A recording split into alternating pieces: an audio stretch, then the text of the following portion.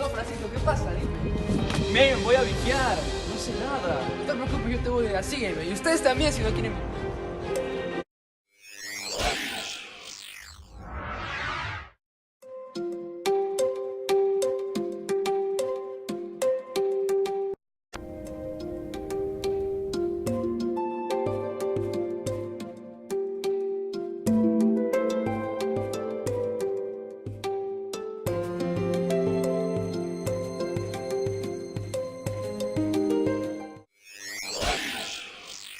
Muy bien chicos, vamos a empezar a resolver el problema de refrigeración. Empezaremos haciendo el análisis de presiones. Hay que ver qué procesos son isobáricos y cuáles no. Notamos que tanto los dos evaporadores como el condensador son procesos isobáricos, por tanto la presión en 7 y 8 son las mismas, 10 y 11 también, y la presión en 2 y 3. Sin embargo, en las válvulas va a haber una disminución de presión, por tanto va a haber un cambio. Y si vemos este separador y enfriador, en el cual están entrando dos flujos de refrigerantes, pero que pasan por procesos distintos. Por lo tanto, la presión en 4 y 5 no van a ser necesariamente igual a la presión que pasa por 3 y 6. ¿Sí? Luego, en los compresores hay un proceso en el que se aumenta la presión, y por lo tanto la presión en 12 va a ser menor que la presión en 13, y por lo tanto distintas. Y igualmente la presión en 1 va a ser menor que la presión en 2. ¿Listo? Muy bien chicos, una vez identificadas las presiones con los colores, vamos a plasmar los datos del enunciado. Empezamos por el compresor 1. Al ser un proceso adiabático no va a absorber ni desprender calor hacia el entorno, solo va a requerir una potencia en este compresor 1 y además va a ser isentrópica. El compresor 2, al ser un proceso también adiabático, no va a absorber ni desprender calor y sin fricción va a ser un proceso isentrópico que va a requerir una potencia de compresor 2. Ahora en el condensador, este sí no va a ser adiabático, puesto que se va a liberar un calor, ¿sí? Y además me dan como dato que la temperatura de condensación es 40 grados Celsius y sabemos que el estado del portador en el punto 3 es líquido saturado. Ahora analizamos el separador enfriador. El refrigerante que ingresa por 4 está en estado de vapor húmedo, puesto que se va a separar de fase, y sale en estado de vapor saturado. Por lo tanto, como la temperatura en 4 es 20 grados Celsius, también podemos deducir que la temperatura en 5 es 20 grados Celsius. Listo. También me dan como dato que la temperatura del refrigerante que sale del enfriador es 30 grados Celsius. ¿Ok? Ahora vemos los evaporadores. Sabemos que estos tampoco son adiabáticos, puesto que hay un calor que absorbe en el entorno. Por dato, el calor o el flujo de calor que absorbe 2 es 5 toneladas y el flujo de calor que absorbe 1 es 7 toneladas. ¿Listo? Y también sabemos las temperaturas de evaporación 2 es 5 grados Celsius y la temperatura del evaporador 1 es menos 20 grados Celsius. Y también sabemos que los estados de los evaporadores a las salidas es vapor saturado. Muy bien chicos, ahora vamos a utilizar los datos para calcular presiones y entalpías mediante las tablas donde se puede interpolar. Listo, empezamos con el punto 3. Tenemos su temperatura y tenemos el estado líquido saturado, por tanto conozco su presión y su entalpía. Además, la presión en 3 es la presión en 2 y es la presión en 6. Y la entalpía en 3 es la entalpía en 4 porque pasa por una válvula. Ahora, en el punto 4 tenemos su temperatura y su entalpía, por tanto conozco la presión en 4, que es la misma en 1, en 5 y en 13. Ahora, en el punto 5 conozco el estado y conozco su presión, por tanto conozco su entalpía. En el punto en 6 conozco su temperatura y conozco su presión, conozco su entalpía, que es la misma en 7 porque pasa por una válvula, y 6 a 10 también pasa por otra válvula, por tanto su entalpía es la misma. ¿Sí? Ahora, en el punto 8 conozco la temperatura en 8 y su estado, por tanto conozco su presión y su entalpía. La presión en 8 es la misma presión en 7 y la entalpía en 8 es la misma entalpía que en 9. ¿Sí? Ahora, en el punto 11 conozco su estado, conozco su temperatura, por lo tanto conozco su presión y conozco su entalpía. Y la presión en 11 es la presión en 10, la presión en 9 y la presión en 12. Bien, ya estaríamos podido determinar todas las presiones y entalpías directamente. Bueno chicos, luego de haber hecho los cálculos e interpolar y usar las tablas, estos son los datos. Bien, nos faltan determinar 4 entalpías. Entalpía en 1, 2, 12 y 13.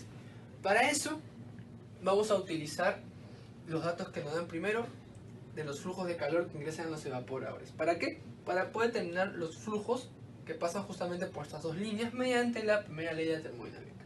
Si yo conozco estos dos flujos, conozco el flujo que sale por 12 porque va a ser simplemente la suma. Y al conocer yo la entalpía en 9 y la entalpía en 11, puedo aplicar la primera ley termodinámica y conozco la entalpía en 12. Luego, al ser el compresor 1 un proceso isentrópico, la entropía en 12, que la voy a poder conocer porque conozco la presión en 12 y la entalpía en 12, va a ser la misma entropía que en el punto 13. Entonces tengo la entropía en 13 y tengo la presión en 13, calculo la entalpía en 13. De la misma manera, ahora nos enfocamos en el separador enfriador. Conozco el flujo que pasa por aquí, porque es simplemente la suma del flujo que pasa por 7 y el flujo que pasa por 10, que ya los calculé. Entonces solo me bastaría calcular el flujo que pasa por 4 y 5, que va a ser el mismo, ¿sí? Y como conozco todas las entalpías, entalpía en 4, entalpía en 5, entalpía en 3 y entalpía en 6, aplico la primera ley de termodinámica y conozco el flujo que pasa por 4 y 5. Luego, el flujo que pasa por 5, y sumado con el flujo que pasa por 12, que es el mismo que pasa por 13, va a ser el flujo que pasa por 1. Entonces conozco todos esos flujos. Y conozco la entalpía en 5 y la entalpía en 13, que la acabo de calcular. Entonces puedo determinar fácilmente la entalpía en 1 por la primera ley termodinámica. Luego, analizando el compresor 2, también su proceso es entrópico, porque es adiabático y sin fricción. Entonces conozco la entropía en 1, porque conozco su entalpía y conozco su presión. Conozco la entropía en 2. Con la entropía en 2 y la presión en 2, puedo determinar fácilmente la entalpía en 2. Entonces ya tendríamos todas las entalpías y podemos proceder a completar la tabla y tenemos todo y pasar a los demás apartados. Muy bien, como ya calculamos los flujos y como lo había explicado, con esos flujos y utilizando la primera ley termodinámica en cada componente se puede determinar la entalpía en 1, en 2 y la entalpía en 12 y 13. Con los datos de la tabla ya completados y sabiendo todos los flujos, podemos determinar las demás partes fácilmente. Bueno, empezamos por el apartado B, donde nos piden calcular el calor que va a salir del condensador. Entonces aplicamos la primera ley termodinámica y tenemos que calor o el flujo de calor menos la potencia que requiere el condensador, que sabemos que no requiere potencia, por lo tanto es 0, es igual a la sumatoria de flujos que salen por sus entalpías que salen menos los flujos que entran por las respectivas entalpías. Bueno, reemplazando, ¿sí? Tenemos que el flujo en 3, entalpía en 3 menos el flujo 2 por entalpía en 2. Eso va a ser el flujo de calor que sale, ¿sí? Lo pueden calcular, les ayudo, sale negativo puesto que el calor está saliendo. Ahora en el apartado C nos piden las potencias que requieren los compresores. Analizamos el compresor 1, lo mismo, primera ley termodinámica. Al ser un proceso adiabático no hay una transferencia de calor, simplemente tenemos menos, la potencia que requiere son los flujos que salen por sus entalpías menos los flujos que entran por sus entalpías, ¿sí? Reemplazado tendríamos el flujo en 3 por flujo en 13 por entalpía en 13 menos el flujo 2 entalpía en 12, ¿sí? Ahora esto lo pueden calcular porque tenemos en la tabla todos los datos y les ayudo, también va a salir negativo, puesto es un trabajo que ingresa al componente. Y finalmente en el compresor 2 va a ser lo mismo, primera ley termodinámica, se elimina el flujo de calor porque es proceso adiabático, tendríamos que la potencia que requiere este compresor es la resta del flujo en 2 por su entalpía menos el flujo en 1 por su entalpía, que también va a ser negativo porque es un trabajo que requiere.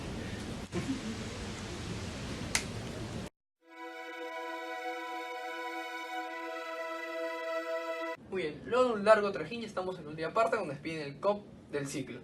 Y va a ser lo que yo quiero, y quiero que mi ciclo de refrigeración absorba el calor para poder refrigerar algo. Va a ser entonces la suma de los calores que absorbe el evaporador 1 más el evaporador 2 y dividirlo entre lo que yo le doy. Para que él pueda absorber este calor necesitan los compresores unas potencias y lo ponemos en valor absoluto porque estas potencias, como hemos visto, van a ser negativas. Listo, se resuelve esto y vamos a obtener al final 3,33 de COP.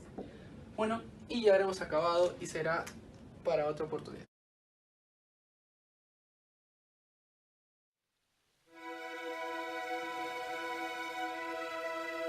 Una deuda con la sociedad más tarde.